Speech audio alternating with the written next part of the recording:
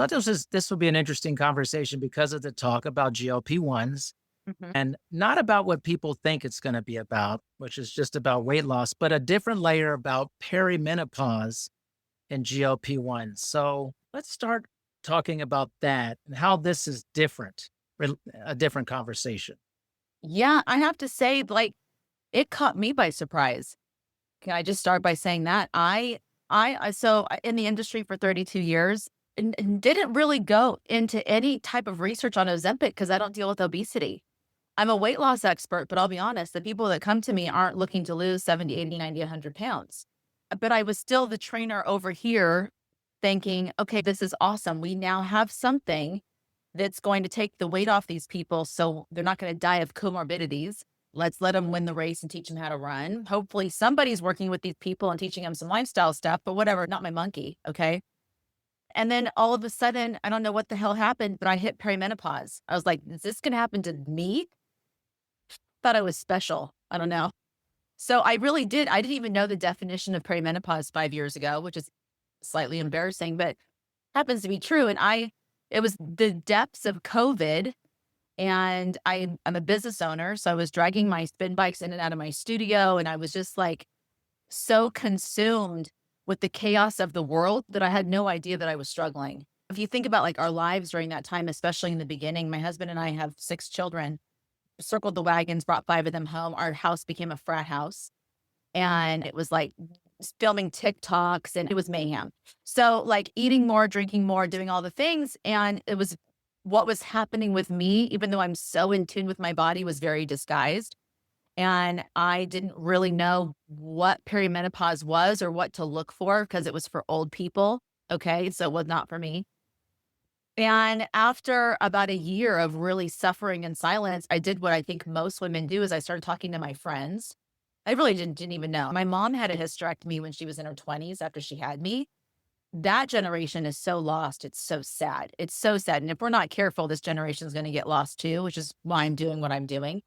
And so I got things all figured out for myself from a hormone perspective. Okay. So, first of all, I just want to preface this with this: I'm the lifestyle girl. There's not one stone that needs to be turned over. Oh, I wonder if I should eat protein, or oh, I wonder if I should stop drinking alcohol, or oh, I wonder if I should focus on my sleep. Like, I have the infrared sauna, I have the cold plunge, like, I'm doing all the things. I addressed all of the hormones. Okay. I gave that almost about a year and I just kept gaining weight. So, for somebody who's an expert and a leader in the industry and somebody who is very visible in my town in Santa Barbara, California, owning a spin studio, that was a hell of a predicament because I was so visible. And who motivates the motivator?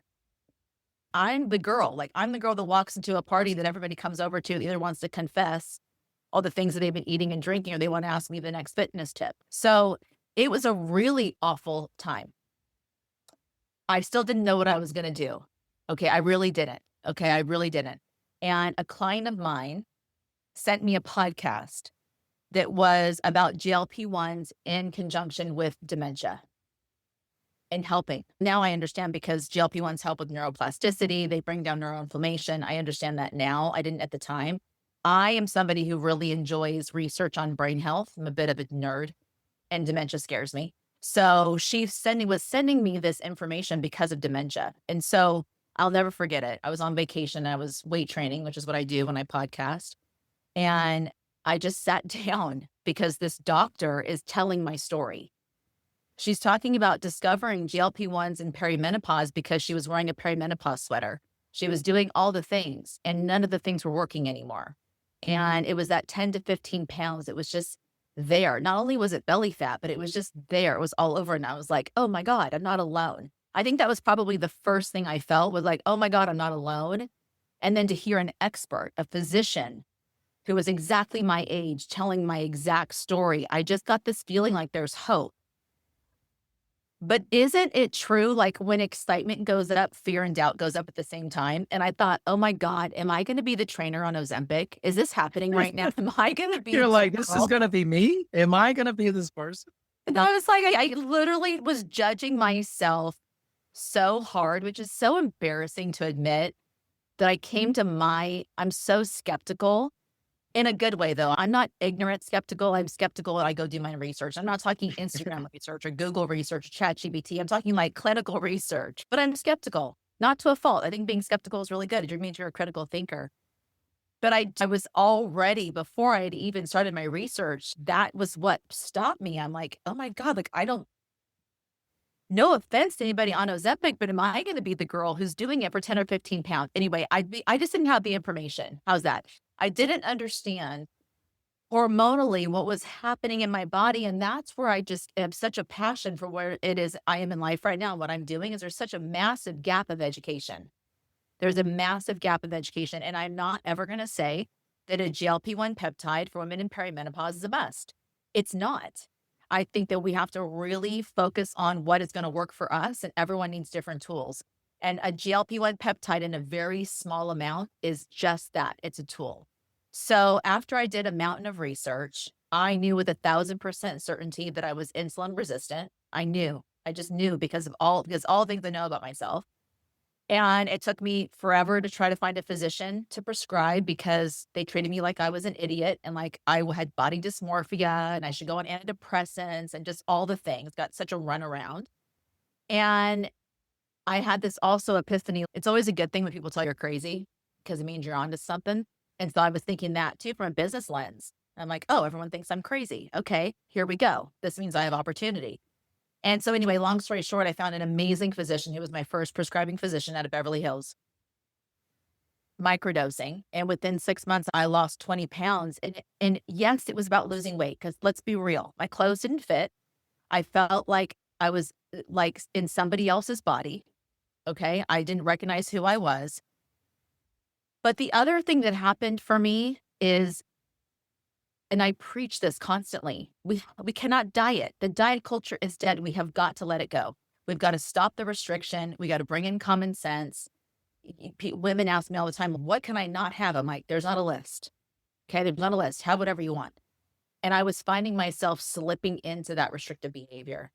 And that felt so, it made me feel like a phony because I felt so lost and it just kept escalating. And anyone who has experienced this, who's listening to us, is probably nodding their head. You just feel so out of control, especially when you're doing all the things that you know to do.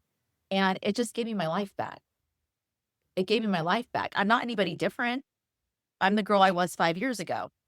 So it just gave me a little bit of this leg up and helped my body kind of recalibrate. And I cannot stop talking about them. I love the story, but am I going to be that trainer? Good. I want to back up just a little bit because I think with the audience, there's a lot of fit pros and maybe like yourself, and you said you didn't know 5 years ago what the definition of perimenopause was. There Yeah. may be a lot of that happening now, from people Yeah. listening to it. So Yeah. can you enlighten the audience a little bit about the definition of perimenopause and some Yeah. symptomology so Yeah. we can start gathering kind of a sense of, hey, everyone knows what we're talking about. Absolutely. Let's build the foundation. So perimenopause is the beginning phase. It can last for 10 or 20 years, by the way. Okay. Before menopause. Menopause is literally one day. Okay. It means that you haven't had a cycle for literally 365 days and then you're immediately postmenopausal. So isn't it interesting that you're in menopause for one day and then you're postmenopausal? Okay. So perimenopause shows up differently for everybody. So I liken perimenopause to your wellness journey. It's just not a cookie cutter approach. There's not a one size fits all. There's not one thing that we're looking for to say, yep, you're diagnosed, you're in perimenopause, which is so unfortunate and so challenging because we are misdiagnosed constantly. There's a lack of education in the medical community. So for those who are listening, please understand physicians come by this honestly because there's not any menopausal care in medical school. None. So unless they've gone on and gotten accredited and done something to really understand how to care for women, it stops postpartum. It stops at childbirth. So what happens, and like this, I'm going to speak from my own experience because that's what I have. You get misdiagnosed with anxiety. You get misdiagnosed with depression, with sleeping disorders. Do you know that suicide rates are the highest in perimenopausal women? It's so sad what happens, but there's a myriad of symptoms. Okay, let's talk about it. Weight gain, belly fat. I had cellulite on my knees. I'm not looking for any sympathy, but this girl doesn't have cellulite on her knees. Okay. That just is what it is. And I'm like, and it feels like it happens overnight. The thing that's so interesting about my symptoms, though, is you would think that the weight gain would stop me in my tracks. You know what it was for me? It was my lack of sleep because I'm such a good sleeper and it was like clockwork. So, two things were happening with me.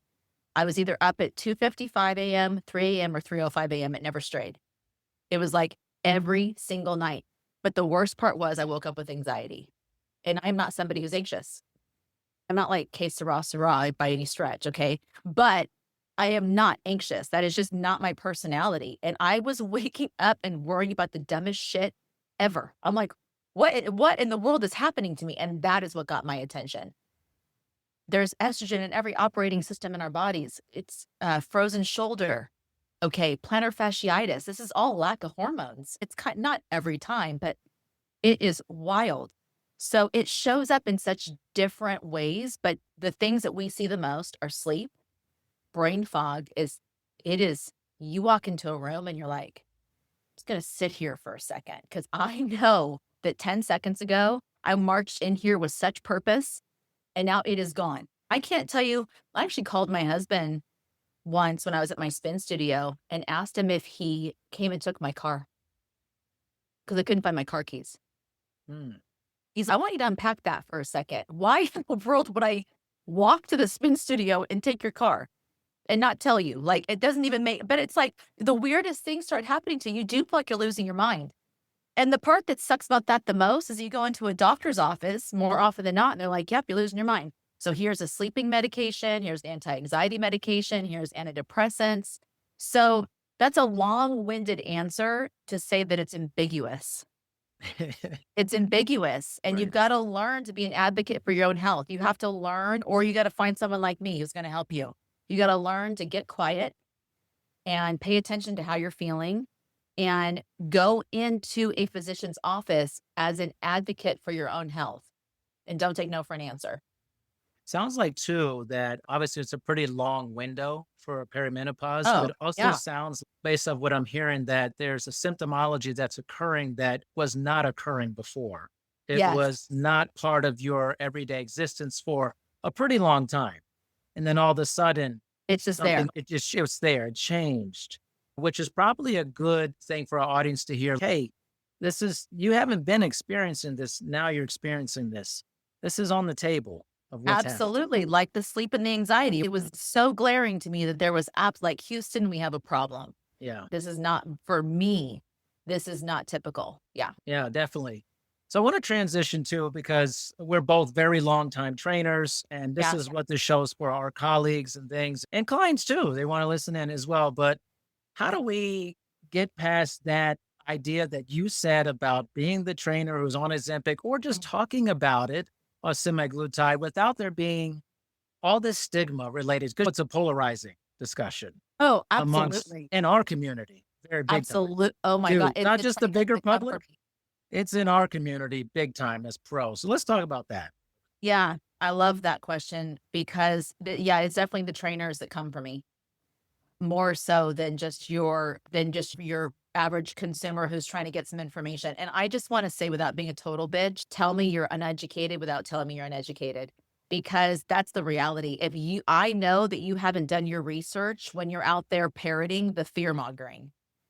And that was never me because again, I wasn't dealing with that population. So I hadn't done my research and I'm not stupid. So I'm not going to get on platforms and be like, why are you on Ozempic? Just was smart enough to keep my mouth shut, number one. Okay. And then to do my own research. So you know what? I don't know what to tell you. The research is there. It is okay. Let me just say this for people who are jumping out of their skin right now listening to me.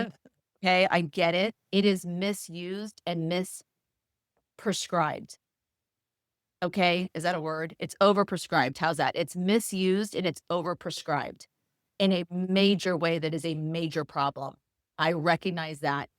We have a compliance issue, we have a dosing issue, and I recognize it, and the physicians are guilty of it too. I'm not looking to throw anybody under the bus, but it definitely the stigma didn't come out of thin air. Okay, but this fear mongering. Oh, like Ozempic is eating people's muscle. It drives me crazy. I'm like, you guys, you look so uneducated. I'm sure all the trainers who are listening to you right now would never do this.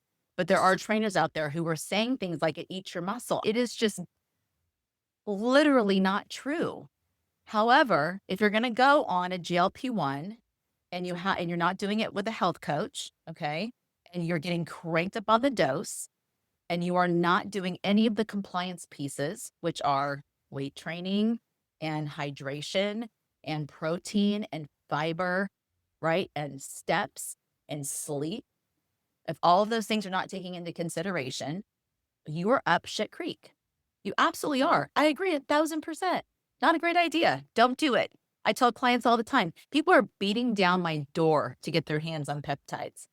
And I'm like, not your girl. Unless you want to work in my program and I can monitor you for an entire year with body composition scales and food journals and old fashioned work. Oh, I'm like, not your girl. This is not a get out of jail free card. This is not monotherapy. This is not take a shot and do nothing. It's the furthest thing from the truth. And if we're utilizing it in perimenopause for the reasons that I'm using it and the reason, again, with a prescribing physician, we're using very finite amounts and getting amazing results. And you just can't take that away from me. I have gained muscle in the last 9 months. I mean, I'm under this stuff like a hawk. I'm like, come at me. Come at me with all your nonsense. I have more muscle on me now and half of the body fat.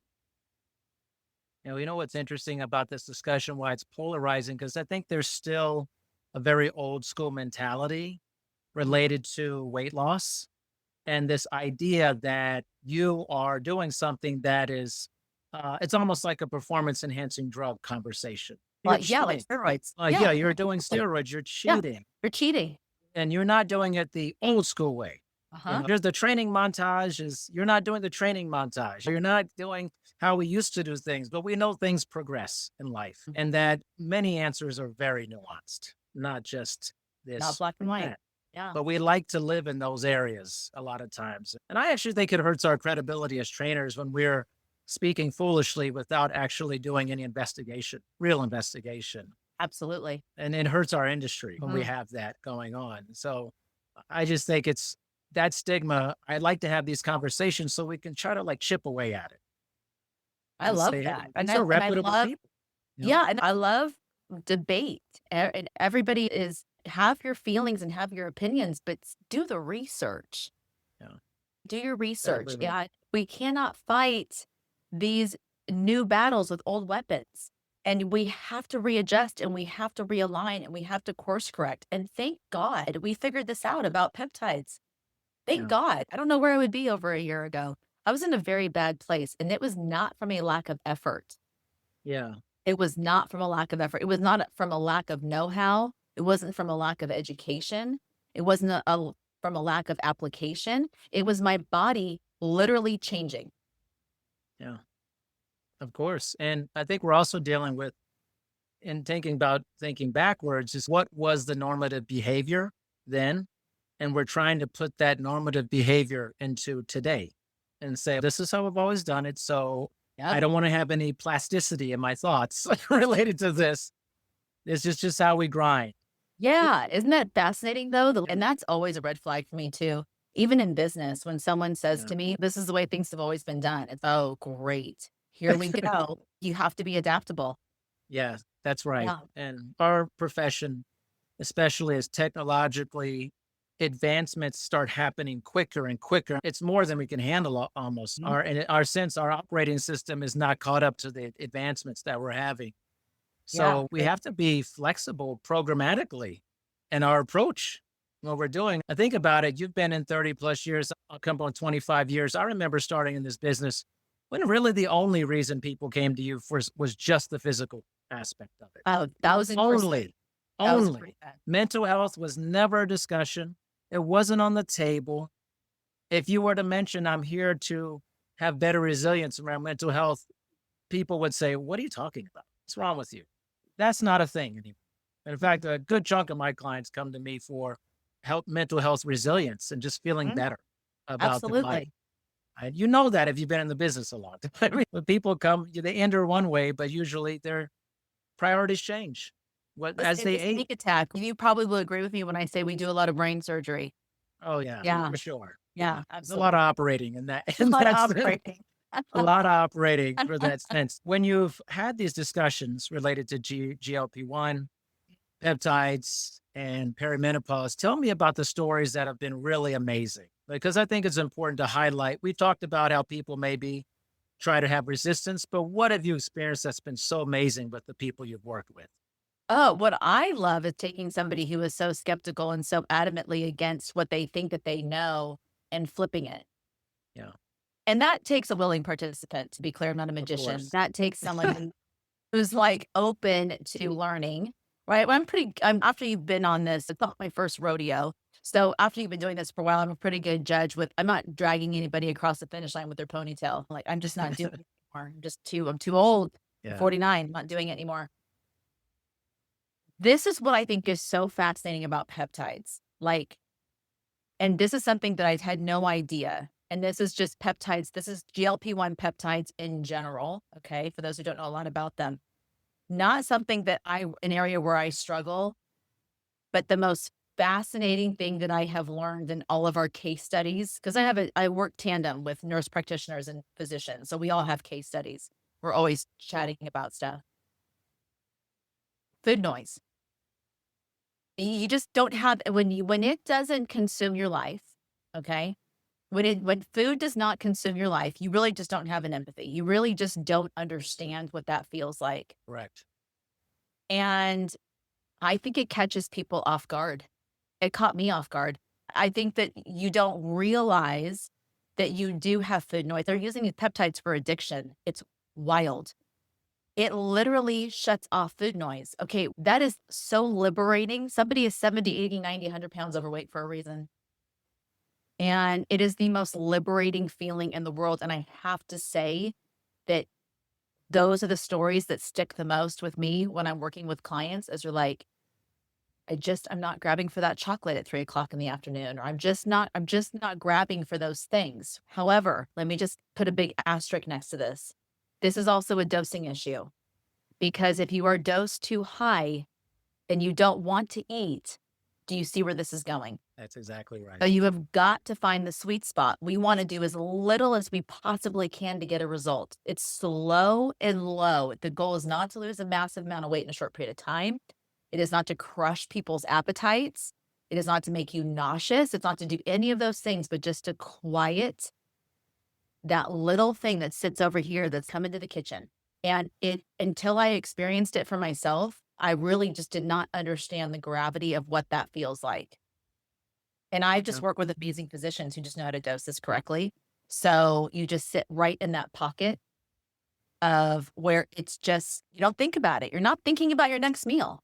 Yeah. Now, with that being said, like I'm a hawk, okay, a bit of a control freak, and we are food journaling and we are prioritizing protein and fiber and doing all the things because I also understand that when that food noise gets dampened and you're not obsessing over it, you're also maybe not making it a priority and you have to.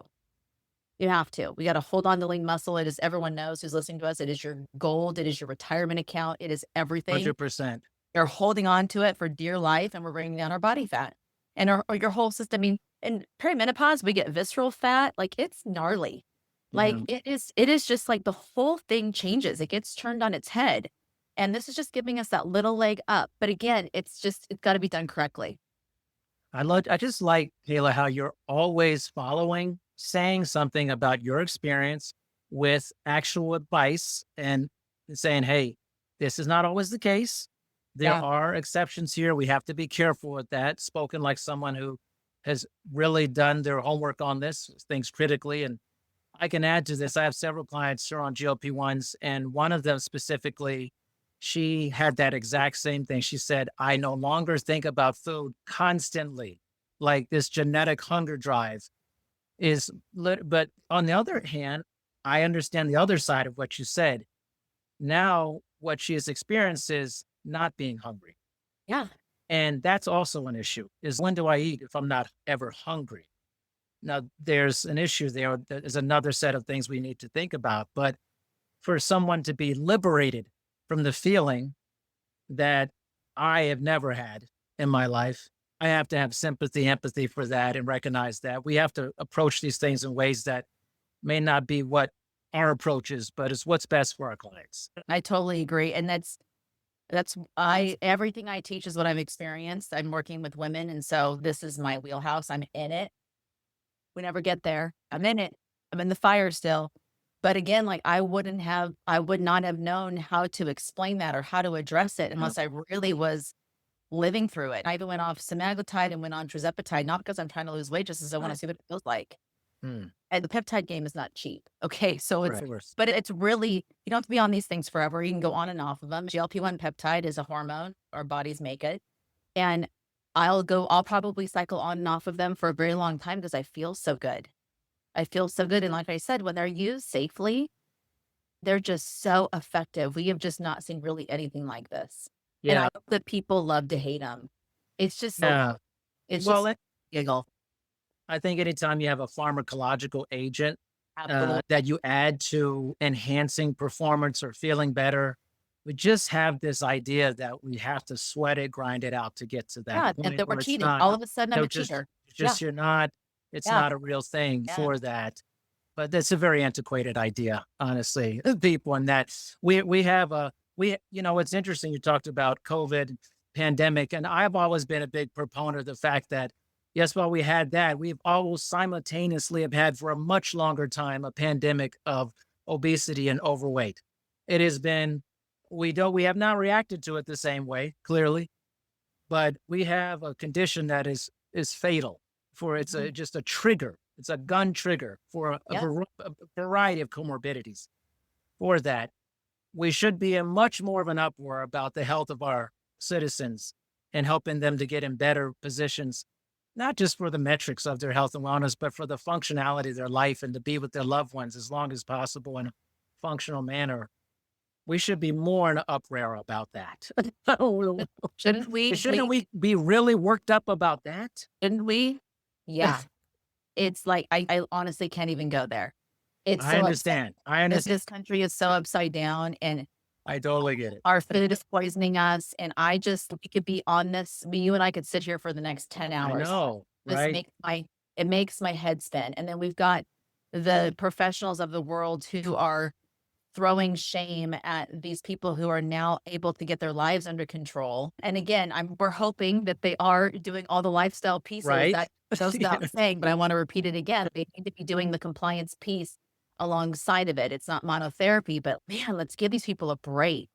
I That's mean, exactly right. Let's give some people some peace of mind for a little bit. Just even mentioning the food noise part is yeah, not often part of trainers understanding food drive, hunger signals, time of eating, how food makes you feel. Instead, we've lived in this society that demonizes food, makes it food morality constantly, which just tears people's feelings about food to shreds and absolutely. creates more symptomology and pathology related to it. Just give Mm. people take some of that cognitive load off. It's always off, right? And Yeah, if we think about it, we do this all the time in a lot of different areas of life, right? Your people are always trying to alter their consciousness to take off the cognitive load in their mind. This is yeah, another version of that.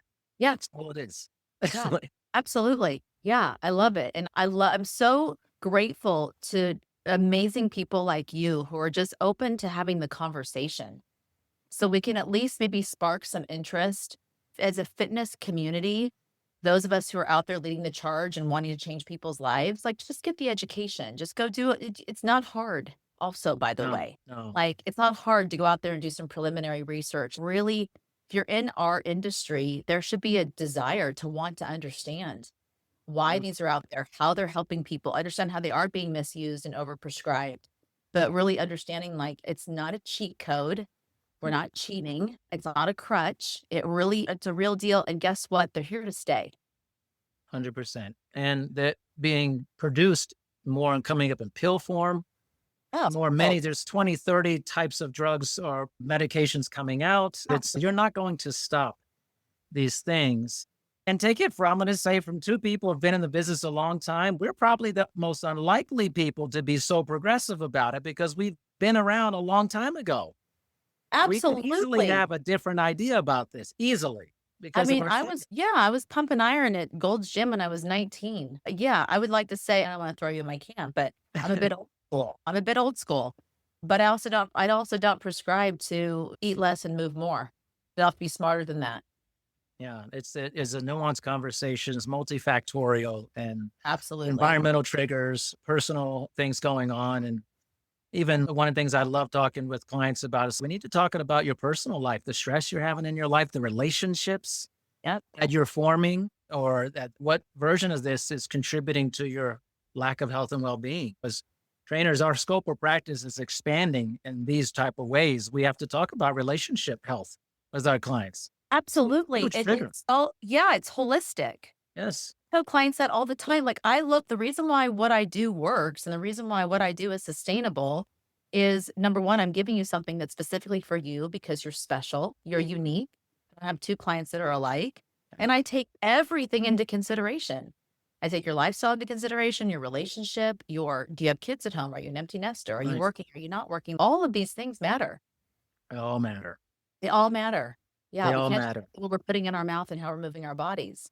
It's And so an old yeah. school way of thinking. And when you're working with people for a pretty long time, their goals and ideas, they're moving targets.